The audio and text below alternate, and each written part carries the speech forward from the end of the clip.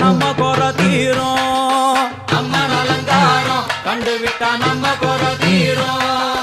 அம்மனுக்கு விரதம் ஆதி முதல் இன்று வரை வழக்கம். அம்மனுக்கு விரதம் ஆதி முதல் இன்று வரை வழக்கம். சமயபுரத்தில் நம்மை வாழ வைக்க மாறியும் விரதம் கொண்டாளே மாறி அம்மன் அலங்காரம்